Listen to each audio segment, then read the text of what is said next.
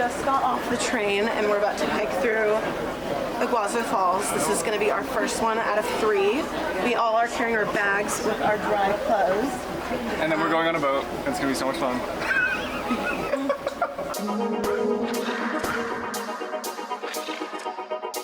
So right when we got there, we hopped on the train and that took us up to the waterfall through the forest, which was really cool.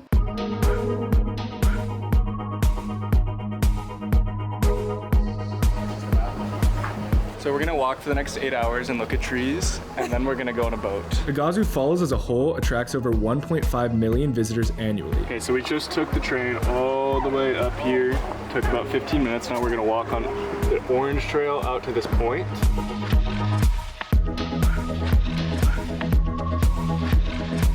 Although there was a lot of people there, it was pretty easy to move around and pretty spread out. The trails were absolutely beautiful. There was a pretty diverse scale of wildlife there. We saw like those little raccoon type things, and then remember the turkey and the tree. Oh my gosh, the turkey! What do you have? There's a turkey in a palm tree, an endangered turkey. I don't know why. I don't think anywhere in the world right now there's currently a turkey sitting in a palm tree. There is here in Argentina. Yeah. Iguazú Falls, located on the border of Brazil and Argentina, is one of the largest waterfall systems in the world, with over 275 cascades, stretching over 1.7 miles. This waterfall flows an average of 1.3 million liters per second. Apparently, those birds actually have nests under the waterfall. Under the waterfall. Like, they fly through it to go to their nests, and then they fly out. Like, that's insane to me. We are at the Iguazú Falls waterfall. This is one of the widest waterfalls. It's 2 miles wide, and it's beautiful. I feel like that's a lot. It's not. Aren't Victoria Falls like miles and miles wide? This is a singular waterfall though, right? Singular? Broken up. You guys gotta speak really loud. You gotta shout. That one's not 2 miles. So which one is 2 miles wide? I'm not sure. Fact check. Fact check. I am super excited because we're gonna be in a boat later and in the waterfall, so. Let's go this way. Apparently this view is the best view. I think this is the coolest viewing point, was this like corner. It was so immersive. Like, you felt like you're in the waterfall. Yeah. That guy on TikTok that does like the turnaround and he's always in the craziest, he could have done one here.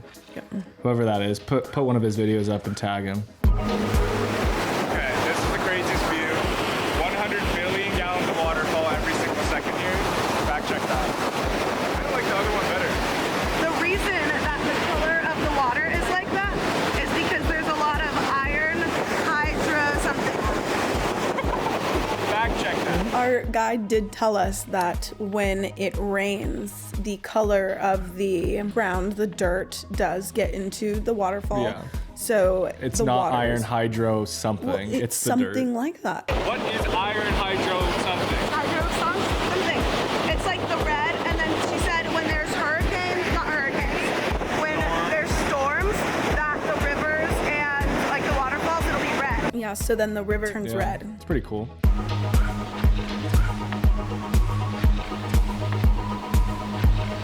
It was very calm walking around, but then out of nowhere, it'd just be like a giant waterfall out of nowhere, so that was pretty cool.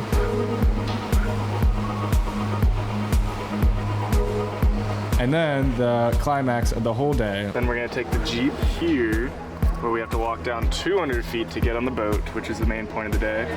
Here's the ticket. Scared? I'm so scared. Are you scared? I'm gonna protect him. No, 200 meters down a cliff to go on a boat, to go under the falls, possibly die. What are you doing? We have a time to speak with you all time together. We had to walk down this long trail down to the lake where we actually boarded the boats. Make sure to bring dry clothes because we were soaked and freezing cold. Other than paragliding, I think that was the most like sensory overload of the summer, was that it was so cold, but it was an experience for sure. It was super, super fun though.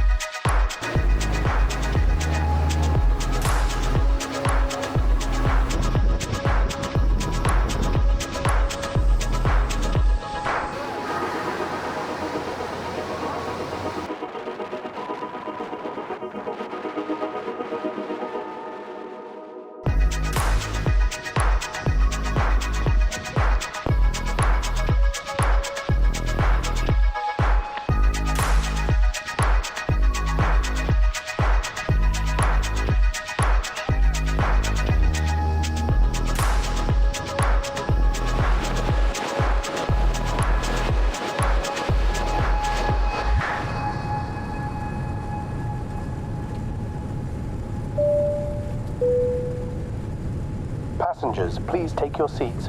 Welcome to Buenos Aires.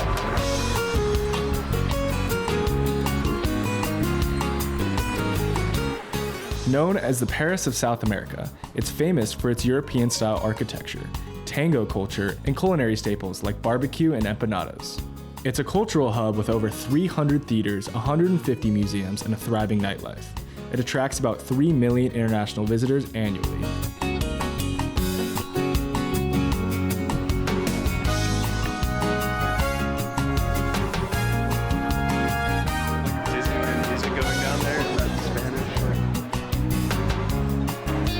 The food there was amazing, the history and the churches and all of that was so cool to see in person. The churches were absolutely beautiful. I think one of the coolest parts about Buenos Aires was, just like Rio, it was all dressed up, there was art everywhere, there was so much culture seen in the architecture and on the streets. People were selling their paintings, they were selling jewelry. Yeah. There was just so much culture to be seen everywhere you look. And much. I think that's something that we lack in a lot of countries is just everywhere you look, there's people putting out color and culture, like right in front of your face. So we just pulled out $100 US dollars in pesos. Buenos Aires, the capital of Argentina, has a population of around 15.6 million people in its metro area. So while we were in Buenos Aires, we were fortunate enough to take this cooking class on how to make empanadas. Today we are in Garruchaga, just outside the heart of Buenos Aires. We're taking a cooking class and making traditional empanadas. All right, let's go inside. The times of development of Patagonia was from 1850. That's when we started to have all that stuff.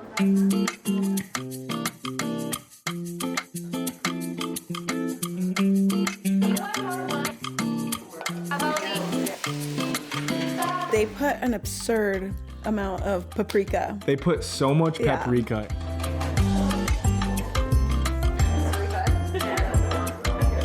In our dishes. It was absolutely delicious though. Very hands-on the whole cooking class. We were molding the empanadas, filling them up with all these different ingredients. Some people's were better than others. Mine were better. I was way too good at it. He already took a class. Yeah. 400 Fahrenheit for 10 minutes. They're getting crispy. Nice. Next to the car seat. Yeah.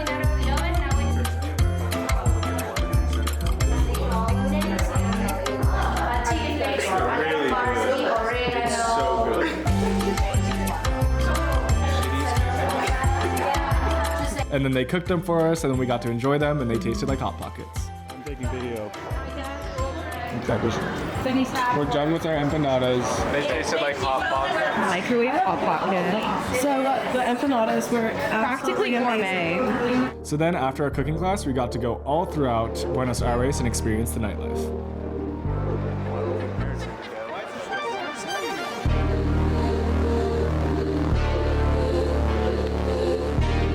One of the coolest things we did though was we went to a dinner and they had tango. Okay, now you can do it.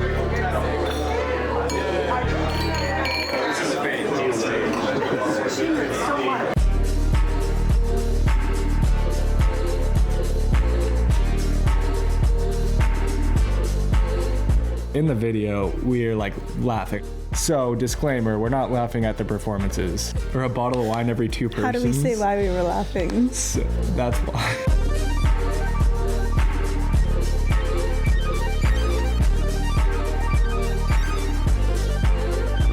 On another night, we went to this place, Don Julio, which was really cool. They do the best steaks in Argentina. They have locations all around the world, and it was really cool to be a part of that.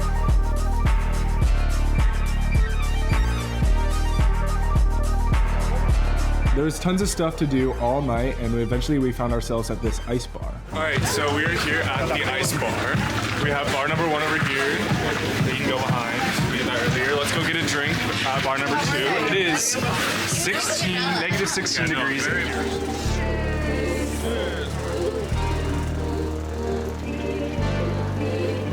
They have real authentic. Where'd you pick it up? Good. Let's go.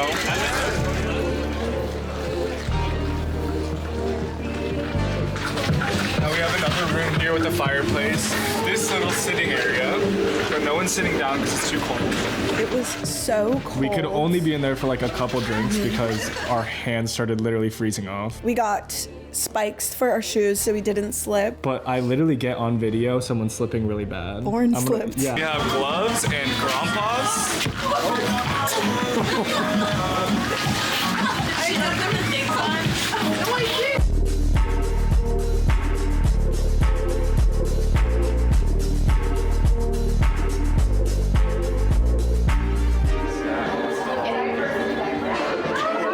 And now we're gonna go get on a 4 in the morning flight straight from here to go to the glaciers.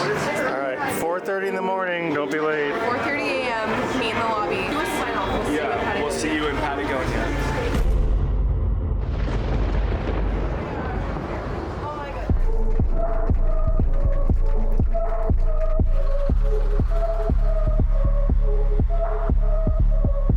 It is August 4th and it's snowing. I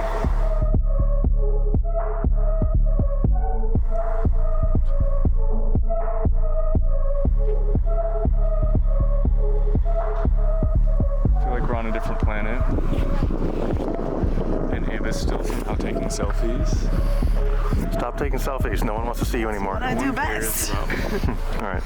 We're on the edge of the world. We're repping where we are, Patagonia. We're in El Calafate. It's literally the edge of the earth. El Acafate. It's like the last thing before Antarctica. So this is the closest we're gonna get to. No, I'm gonna go to Antarctica next year. Right over there, I don't know if you can see, but that is an iceberg. Just the smallest. Are we getting any closer?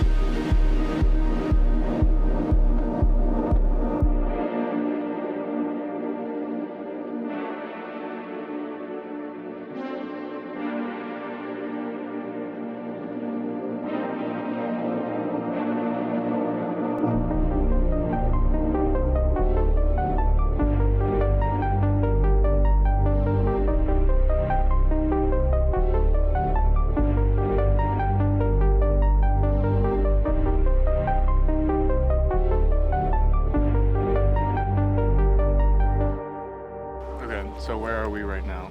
We are exactly the first balcony of the Perito Moreno Glacier. And you said that's the north side or the south side? That's the south side. We take later the boat. That's the front, and that's the north face or north side. Is this how big it gets all year, or does it get bigger? In the winter it's bigger, like we are exactly in the winter time. In the summertime it recedes, and you see it's quite far away from here. We are in Patagonia, Argentinian Patagonia.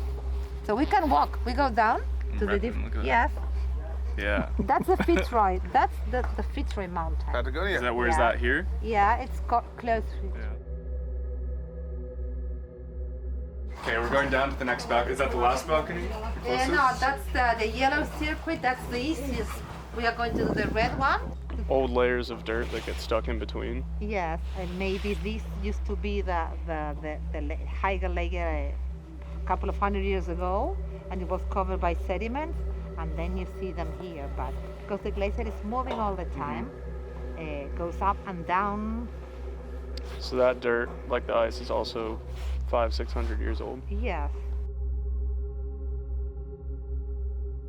This glacier is absolutely beautiful. We are in the cold, enjoying the views.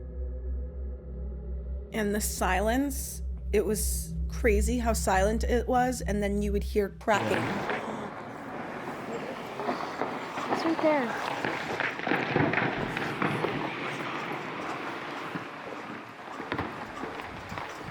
Wow, that's crazy. See what you guys do? This is your fault. Global warming is real. Yeah. Yeah. Your eyes even almost were like, wow, because it was so bright. Later, we got on a boat and we got really up close to the ice. On this boat, this is the closest we can get to the glaciers. We can hear them crashing and falling.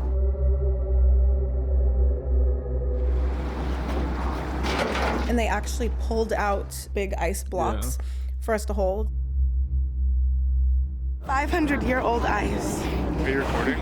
I am. This ice is 500 years old. 500-year-old ice, like absolutely ridiculous. In the ice, when you look at it, you can see the air bubbles on it. And we were actually able to pop the air bubbles. And apparently that air is the freshest air like on the planet. On the planet. Because it was literally before the Industrial Revolution, before pollution. So that was the cleanest air and we were able to breathe that in. And it was like pretty crazy to do. Yeah. I've never felt better. Yeah. Okay. What does it taste like? It's the best thing I've ever tasted in my life. Can I throw it in? I thought they were saving that for the next boat. There's plenty of ice around here. Okay, toss it.